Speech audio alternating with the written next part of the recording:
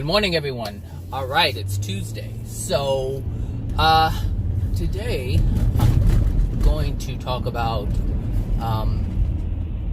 anger, but more specifically, anger towards others, and why it is pointless, why there is absolutely no need for it.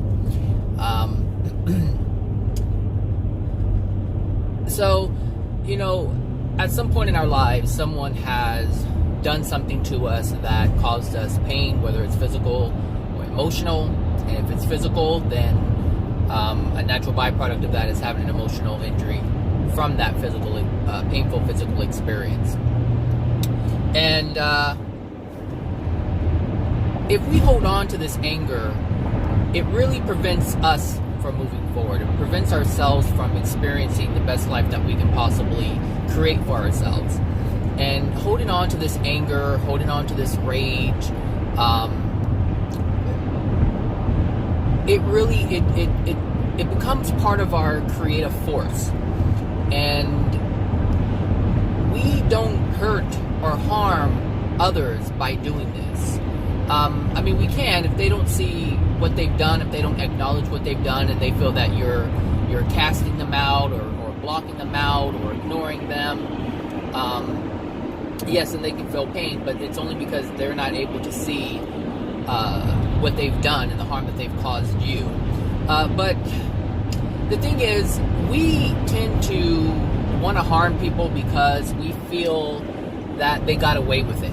That's the main reason why we hold on to anger, is because we have a feeling that the person has harmed us and got away with it. But that's not true at all. Even if they don't remember what they've done to you, they will be reminded, they will become aware at some point in their existence, and they will have to feel the pain of what they've done. And so they don't need your help, they don't need your assistance to help them feel pain. That's an automatic byproduct of what they've done. By ignoring it or choosing not to acknowledge what they've done, they're just prolonging and also increasing their life experience of pain and suffering, because due to the things that they've done to you, they are experiencing pain in some way, shape, or fashion. They are experiencing suffering. They're experiencing discomfort, and we don't see it because we're not with everyone 24/7, so we don't know what they're going through. But trust that they are going through it, and if you understand this, if you know that this is actually happening, then there's a sense of satisfaction that you may get from it, but that too will also damage your soul. But what I'm trying to point out is that should bring some type of relief that they're not getting away with anything. They will be, I don't want to say judged, but they will answer for the things that they have done. And because this is going to happen and is happening, there is no need for you to damage yourself any further. Just because they caused you pain does not mean that you have to cause yourself pain, because that's what we're doing when we are angry with someone else. When we are upset with someone else, we cause ourselves pain. It's not so much as hurting the other person. We need to be concerned about ourselves. And if we're concerned about ourselves and only ourselves, and if we're in a loving place, we won't have to worry about harming others, and we won't have to worry about others harming us. Because the law of attraction says, if it's not in you, it won't come to you. And because we have free will, because people have free will, yes, can they come and try to do something to you? Absolutely. But you will have the ability, you will have the power to stop it, to do whatever needs to be done to prevent that from happening. But the law of attraction also works with you.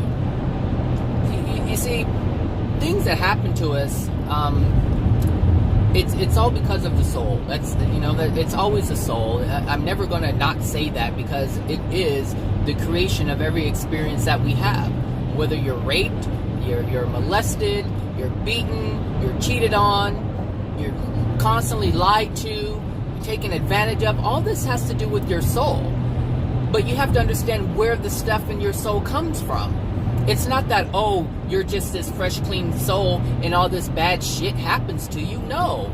You have to look at your parents, you have to look at your grandparents, your great-grandparents, your great-great, and all the way back, your ancestors. Every single emotional injury that your ancestors did not deal with, and they held on to, was transferred to the next generation and the next generation. And if they had no clue that this was even a thing, then how do they know to even work on it? This is why we're all messed up, because in the past, nobody has really known that this is how it works. People say, oh, you're just like your father. Oh, you're just like your grandfather. Oh, your great-grandfather was like that. And you don't have any idea why. People, they chalk it up to genetics. Not understanding that genetics are determined and defined by the soul. Your one arm, if you have one arm, yeah. That was your soul condition based on what was given to you from the other souls before you. That's what that is. So it's always about your soul, and this is the one thing that we need to be concerned about.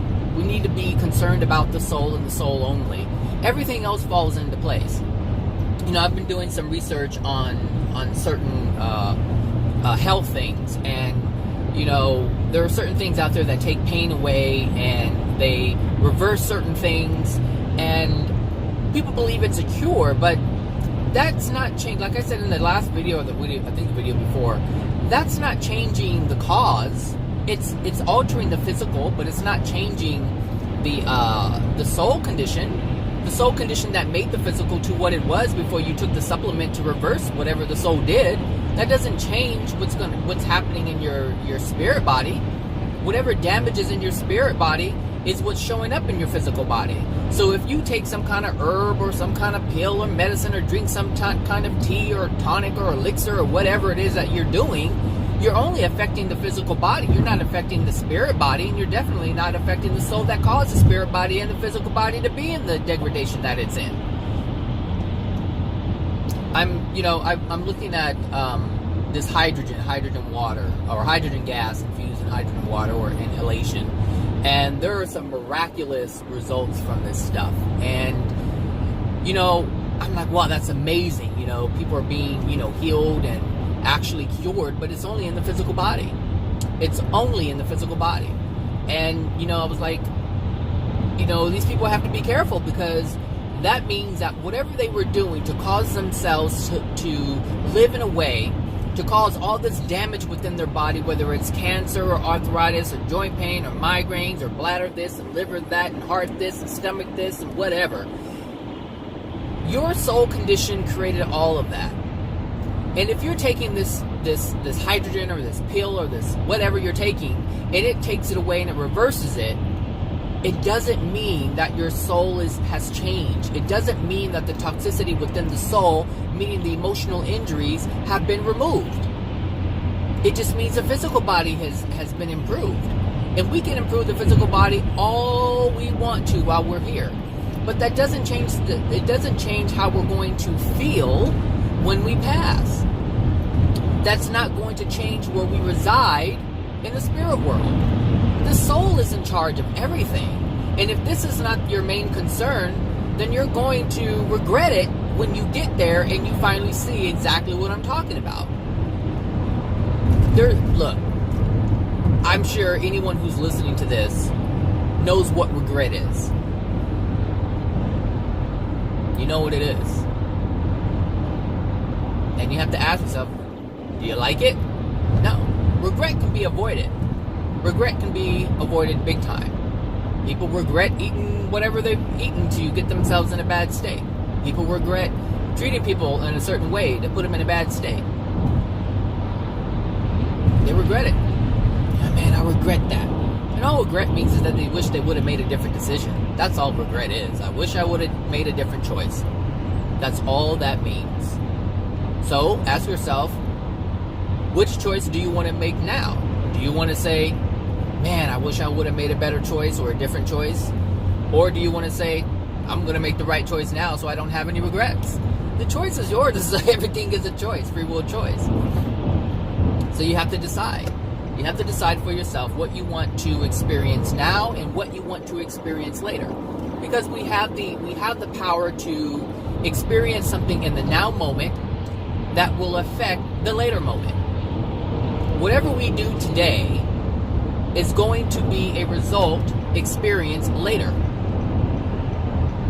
And whatever we experience later is going to determine what you experience in that later moment. That's going to determine another later moment. It's all up to you. It's all up to me. It's all up to us. How we want to live, what we want to do, what we want to experience, what we want to feel, how we want to treat people. All of it. How we want to be treated. If you want to be treated better, then you have to treat yourself better first. You cannot expect someone else to treat you with dignity and respect if you're not able to treat yourself with dignity and respect. If you do not have self-love for yourself, you cannot expect the universe to deliver people to treat you with love. You just can't. The person, that I was mentioning or talking about in yesterday's video, when that person, this is typical for anyone who is going through a bad patch in their life, right? They will berate themselves. They will say, I'm worthless and I'm this, and I can't change my life, and I just know it's just forever going to be jacked up, and it's just a piece of shit, and blah blah blah, and they just go on and on and on. And if you're looking at yourself like that because other people are treating you wrongly or other people are making you feel less than, why do you think it's happening? If you're referring to yourself as, a worthless piece of crap, or I'm not, good enough, or I'm not worthy of that, or whatever it is that you say to yourself to put yourself down, why do you think people are treating you the way they're treating you? Because you have this belief, you have this idea about what you are. And these people are making you, are treating you in a way that's bringing these feelings that you feel about yourself. And it's not because you chose to do that, even though you're choosing it now, but you didn't choose to put that in your soul. Someone else put that in your soul. Someone in your younger years put this idea in you that you were not good enough, that you were not this, or you were not that, or you are this, or you are that. Someone put that there, and now you believe it to be true. You believe it to be you, and now people are treating you accordingly. The universe is only bringing you what dwells within your soul. That's what happens. So if someone is always taking advantage of you, well, that means that you feel that you're not worthy of love. You're not worthy of respect. You're not worthy of being treated with dignity. And so the universe brings you people who match that vibration you got going on. I know some of you use vibration, that's why I say vibration, but it's really just the thoughts and feelings that you have about yourself. And that's what the universe delivers. The universe is always on time and it's always right. It's always giving you what you want. And what you want needs to be, or I should say, what you want needs to be, well, it needs to be understood that what you want and what you feel are two different things. Like the mind and the soul are completely separated. And you do this on purpose. You do this because you use it as a means to control your pain. You separate your mind and your soul instead of having them be in alignment with one another. Having your mind be in alignment with your soul, meaning having your mind be aware of what's within your soul. Having your mind be aware of the pain that's within your soul. Having your mind be aware of the anger that's within your soul. Having your mind be aware of all things that are within your soul, including your joyous things, your desires and your passions, all of it. You need to have your mind on board and in alignment with what really dwells within your soul, because if you truly know what's dwelling within your soul, you can address it. You can fix it. That's the power you have when you are in alignment with yourself. When you are so in sync. Go ahead and pass a copy if you want to. Uh-huh. Uh-huh. These unmarked cards, man, I tell you, you gotta look out. But this is why it's so important to be in alignment with who you are. Not just, sitting Indian style, you know, with your fingers touching each other like you're banging cymbals or something, and, you know, like eyes closed, and you're making your little hums or your ohms, and this, no.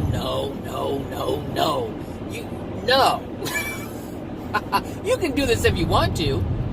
You can do this, and yes, it will work for you, just like I was saying, that hydrogen stuff and pills and marijuana and tonics and elixirs and whatever it is that you want to take to change your physical experience. You can do your yoga, you can do your meditation, you can do all of these different things and call yourself a yogi and a master and whatever, but it's only good here. It's only good here. Well, it can happen in the spirit world too, but you'll still be in denial. You have to release certain things in order to actually improve in the spirit world. So, if you did all kinds of bad stuff in the past, and people have done bad things to you, and you've held the anger and you didn't release it, you've held the pain and you didn't release it, and you want to go all yoga master on us, well, fine, do that. But when you die, all that stuff is still in your soul, and your soul is what's going to dictate your life experience, and yoga and master ain't got anything to do with it. So this is why it's important to just be honest about how you feel, release the things that cause you pain, or release the pain, I should say, and then that way you don't have to ever worry about it, and you don't have to try to pretend to be a yoga master or anything, or a unicorn, or a starseed, or anything else for that matter. You can just be you, because that's the whole point of existence, is just being you. Someone said, that guy, he said, you know, I've realized that I need to figure out what I want for myself. Well, you know, the thing is, he's not going to be able to figure this out because he has too much stuff in his soul that's clouding that's cutting off his desires, it's cutting off his emotions. How can you feel this is what you want if you're running away from your feelings? How can you use your emotions and feelings to gauge what it is you desire when you cut yourself off from the point that tells you this is what you feel, this is what you desire? How can you? You can't. You can't. You have to have access to it in order to use it to determine if this is what you truly desire. Which is why this person keeps bouncing around from this to this to this to this, starts this, stops that, starts this, stops that, starts this, stops that, back and forth, back and forth, back and forth. I want to do this, I want to do this, I want to do this, I want to do this, I want to do this, I want to do this, and then you end up right back in the same spot of, I'm worthless, I'm not worthy, I'm not good enough, I'm never going to make it, I'm never going to have it. This is a cycle. This is the cycle, but the cycle has its ebbs and its flows, its ups and its downs, and people gravitate to the upside. That's where they get excited and happy. They feel it like, oh yeah, I'm moving, and then the soul comes and takes it all away. And then you have to get out of that dark place, and then you find some kind of way to make yourself feel great again. And then you're like, yes, I'm on track. And then the soul comes and takes it all away. And this is the factory in your being that's working this stuff. It's just creating the ebbs and creating the flows, creating the ebbs and creating the flows, ebbs and flows, ups and downs, hills and valleys. That's what people do their lives. Their entire lives is up and down, roller coaster. You've heard this saying, oh, life is a roller coaster. It doesn't have to be, but because people want to ignore, it just is. People want to ignore all these kinds of things that are happening, and they create the roller coaster. And then they say, well, this is the only thing that's happening in my life, so this must be the way that it is. It has to be this way. It must be this way. There's no other alternative. That's it. But anyway, back to, people who've harmed you. They didn't get away with anything. And if you don't understand this, if you don't realize this, if you don't know this, if you don't come to accept this as truth, you won't get away with it either. Because that anger that you're projecting at that person, you'll answer for that too. Which is why it does not benefit you or anyone else for you to be angry. It's not benefiting them even if they don't know it. But the key is for you to know it. If you're listening to this, it's important that you know this. so that you can stop creating your karma, because that's what it is. You're just creating karma, meaning you're creating painful lessons in your future, or for your future. And your future could be 5 minutes from the time you did something. It could be it can be in the moment, instant, like that. Or it could be a year from now that you feel it. Well, the signs are always coming, but whether or not you realize it, that's a different story. Because I told you before, these things start in small, subtle ways. Very subtle. And they intensify and intensify and intensify. And this is when it gets to a point where, like, oh shit, why did this happen? I gotta look at why this happened. That's because you've ignored all the other messages that were being delivered. So it's not like, oh, it happened 5 years later. No, it's been happening the entire time.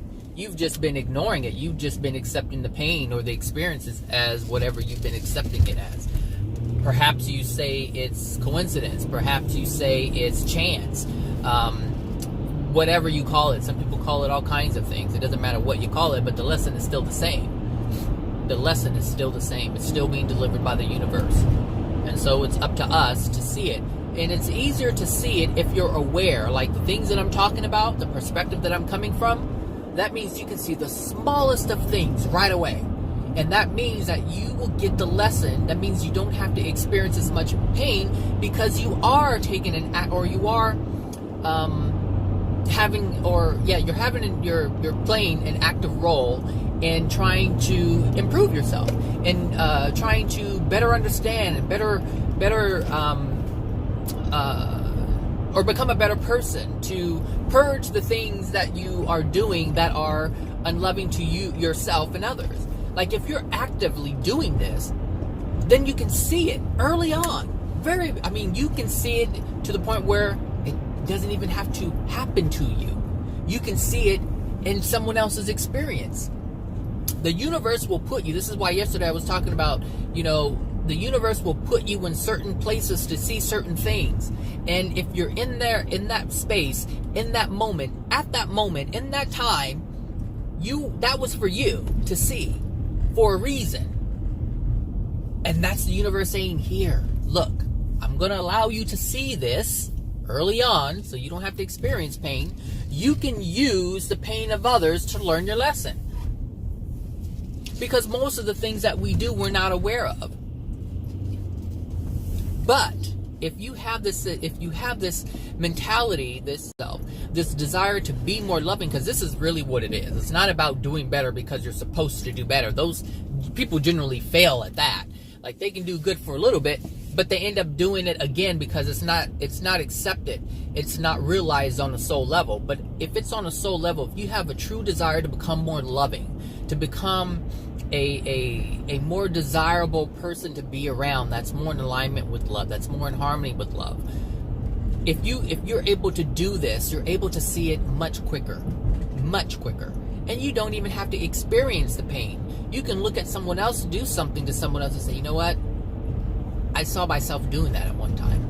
I remember doing that to someone, and I can see the result. I can see the pain of the recipient of the anger or the negative action.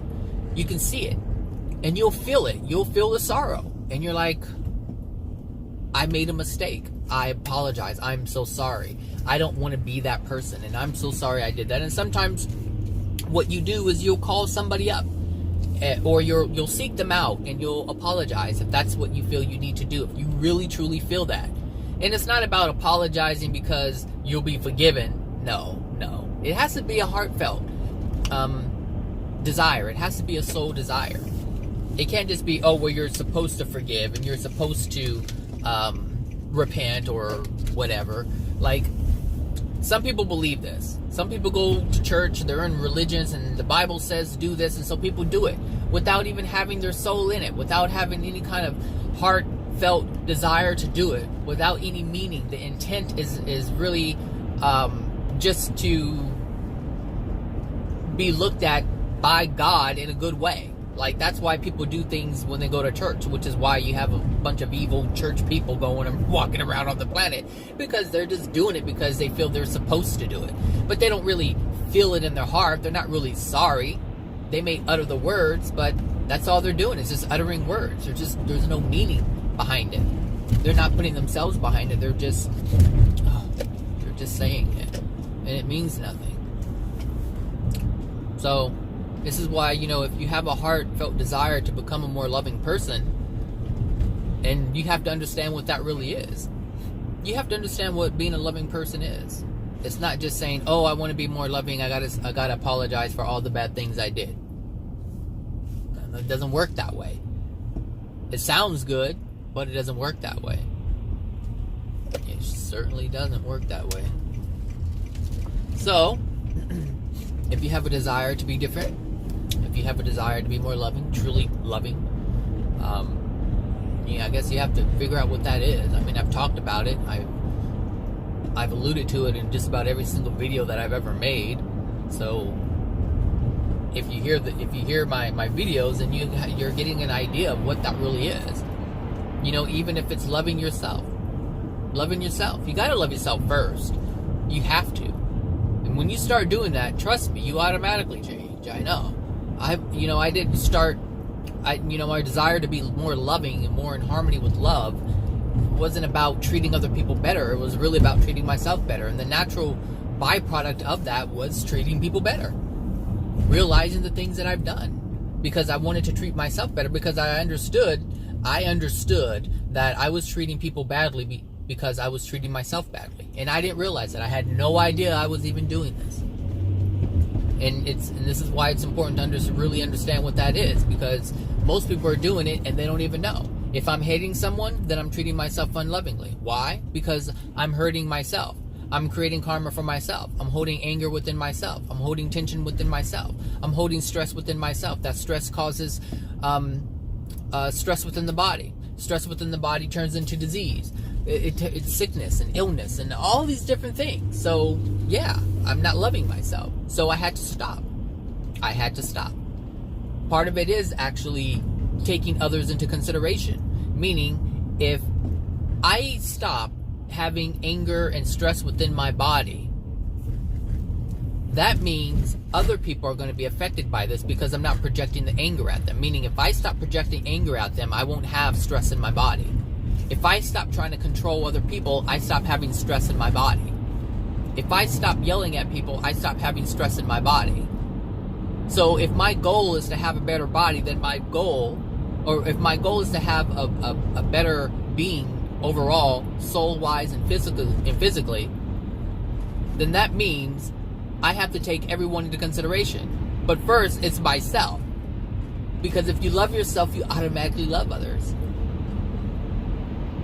But I think it's actually impossible to love others and not love yourself. Because that means you're in denial.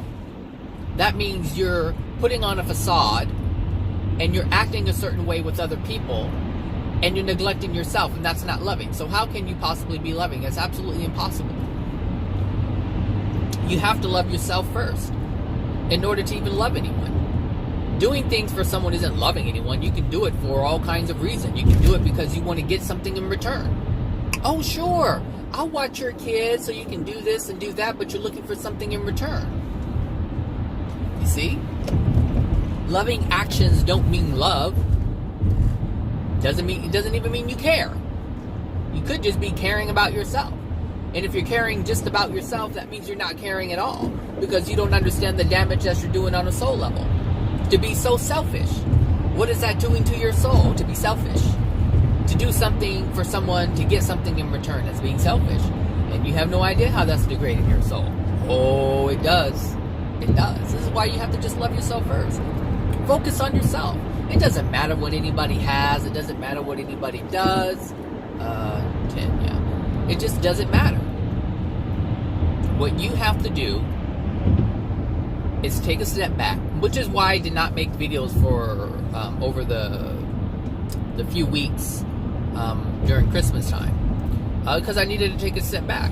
I needed to get things in order for myself. I had to stop giving to you guys so much in these videos, because there was a point where I was getting to a point where I was becoming exhausted making these videos, and that's because I really didn't have anything to give. I was trying to give and trying to give and trying to give, but I was like completely depleted. I was exhausted.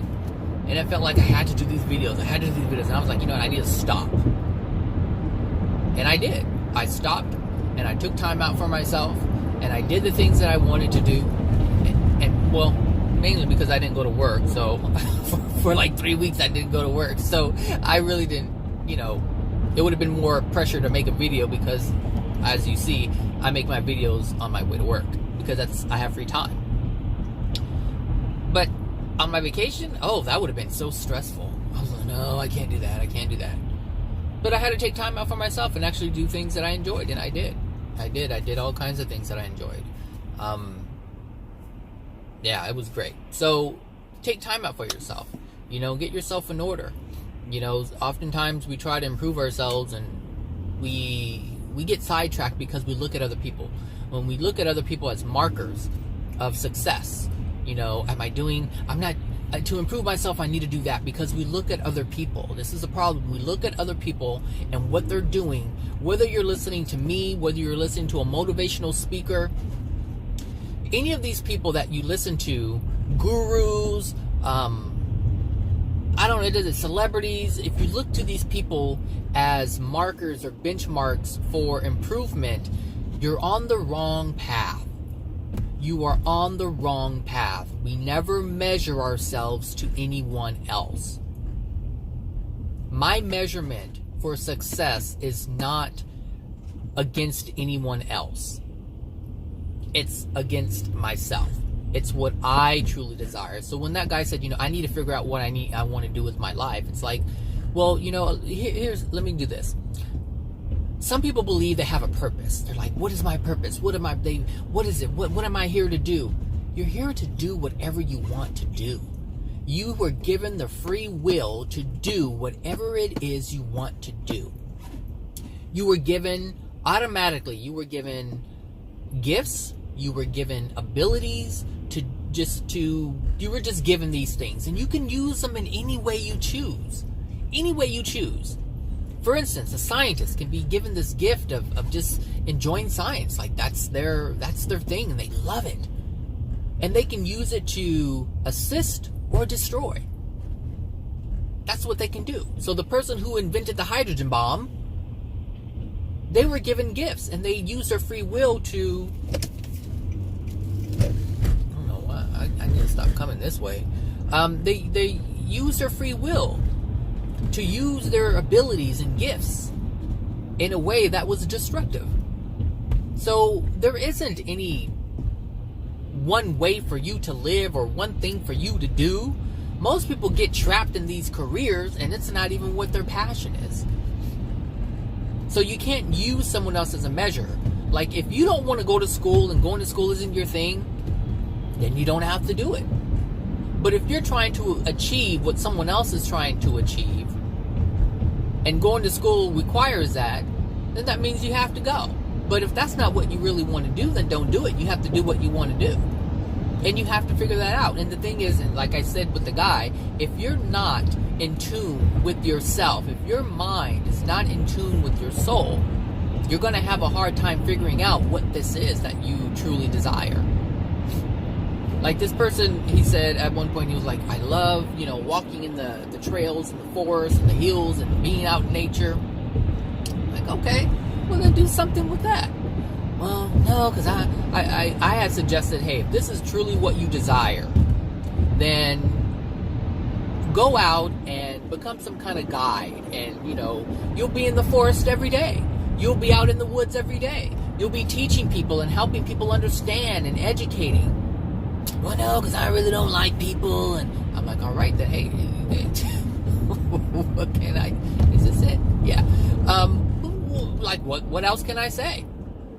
You know, you say you love being there, but you only but you don't want to be around people. All right, so either it's a passion of yours, and your fear is people and is keeping you from your passion, or it's not really your passion, and you're saying it is because it's quiet and it gets you away from people. So this is why it's so important to be in alignment with who you are. This is why it's so important to acknowledge the pain that's within you and release some of the things, at least some of the things, so that you can gain more clarity. Because it is guaranteed, when you release emotional injuries, you gain more clarity.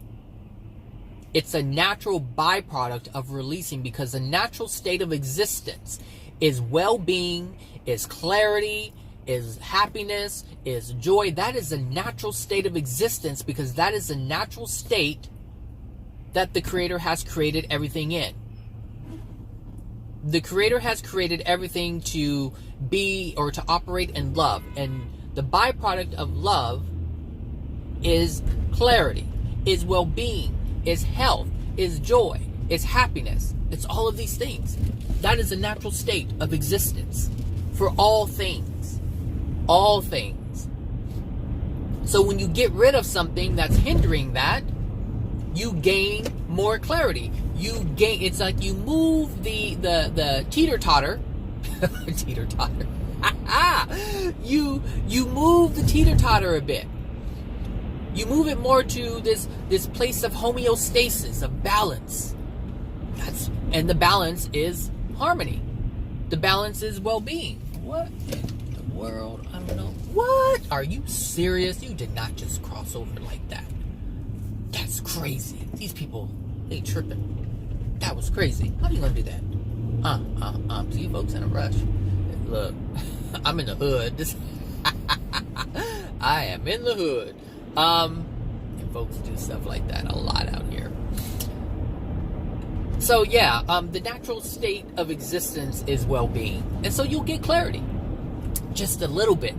Just a little bit. I'm telling you, I did not have the clarity that I have today 6 years ago.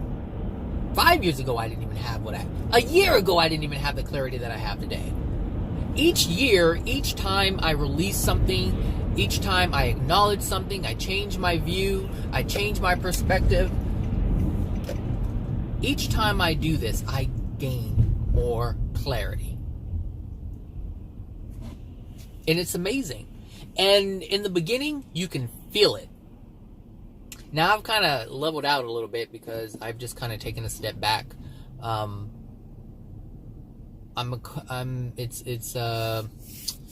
the beginning, you can feel it. It's like, I don't know, it's almost like you are given a new set of eyes. And with that new set of eyes, there are feelings that you feel. And it's amazing. It's energizing. It's lightening, meaning you feel more lighter. You don't feel as heavy. You don't feel as bogged down. It's really amazing. Like when it first happens, it's like, whoa. It's like you're a completely different person. A completely different person. It tripped me out in the beginning because it was like, one day I may realize something and something, sets in and I wake up anew. Like totally. I know you're going to try it, but I have more horsies than you. So, it's a great feeling. It's like, I'm serious. It's like you're a completely new person. Completely new person. And it's a beautiful feeling. So I know from experience that you do gain more clarity when you release things that are holding you down. When you release things that keep you down. When you release things that cause you to be angry, when you release things that cause you to look down upon people, when you release all these different things, you get an amazing experience. Amazing grace. I don't know the whole song, so that's all I can do. So yeah, anyway. I'm hungry. Hungry hippo. That used to be my favorite game as a kid. Probably because that was the only game I had as a kid. Hungry hippos. Yep. And I played by myself. That's funny. Anyway, Mousetrap. Actually, Mousetrap was my first game. Oh, wow. I wonder if they still sell that game. Mousetrap. That one was late. Yeah, that one was. I really love that game because I like seeing how things work, and I think that's probably why I like doing this. I like, learning about the universe and how it works, and seeing, one thing move and affect something else, like cause and effect. And that's what really what Mousetrap is all about. Is you do something, you create a cause, that cause is in motion, and it creates an effect somewhere else, and that effect is a cause in and of itself and creates another effect, and it's this cycle that goes on and on and on and on. And I like just thinking about it, it's like, why I can see why I like talking about the universe. I like learning about the universe. I like seeing how when you do something that affects something else, it's all part of science. But God's creation is scientific. God's creations are scientific. They are put there for you to understand scientifically. It's not all about woo-woo. It's not all about faith. You just have to have faith in the science. That's all it is. But you have to understand what the science is. God's laws, God's universe is very technical. Very technical. And so you can see the workings of it, or you can just believe it and understand that it's just working. You don't have to fully understand, but if you understand generally how it works, and you just have faith in the system, that's fine too. You don't have to know the inner workings of it, but I guarantee you, if you have faith in it, you'll automatically see the inner workings. You'll actually see, you'll be able to see and understand the gears. So it kind of goes hand in hand. They're not separate. They're not separate at all. Blind faith, ignorance. That's ignorance. Don't just have blind faith. Just because the pastor says, yes, God said this and the Bible said that, and just believe. Just believe. Nah, you can if you want to, but it's really not going to help you too much if you don't understand what you're believing. Blind faith, it's not a good thing. It's not a good thing. Understand what you're having faith in. And that's the scientific part. When I was part of the New Age thing for a brief moment, and thank God it was only for a brief moment, it was long enough to understand the psychosis of it. That's as long as I was in it for, and that's fine. I'm good with that. So, yeah, oh my God, New Age. New Age, they have the scientific element, but they ignore certain things. And then they have the faith element, but then they ignore certain things. Like, they pick and choose certain things. Like, they're like, oh, it's the universe, but they won't acknowledge God. And they'll say source energy, but they won't acknowledge God. And at some point, they have to. All of these spirits in the sixth dimension, that's the end of that. The sixth dimension, yep. They can't move any further without acknowledging the Creator. At all. Like, that's the end of that illusion. They have to get over it. They have to get over and accept what really is. They have to accept what really is. And that means they have to accept the Creator as a creator. They can no longer say source synergy. They can no longer say the universe. They have to come to understand and realize and accept that the Creator is the one that created the universe. Yep.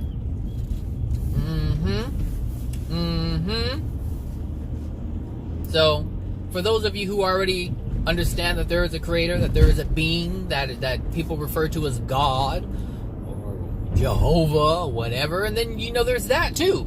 Like, these people who call Allah, Jehovah, all these different names, even Jesus, people who refer to Jesus as God, they're going to have to come to that realization that God is not Jesus. This is what I'm saying. Like, you have to, at some point, you have to come to terms with the truth and accept it. Accept the truth as truth. We don't have a choice in that. At some point, we have to do that. But we're having to do this throughout our entire existence. So certain things that you believe that are not true, you have to come to realize that, hey, those things are not true. All right, everyone. I just pulled up to my office. So, hope you guys have a wonderful Tuesday, and I'll talk to you guys later. All right. Bye now.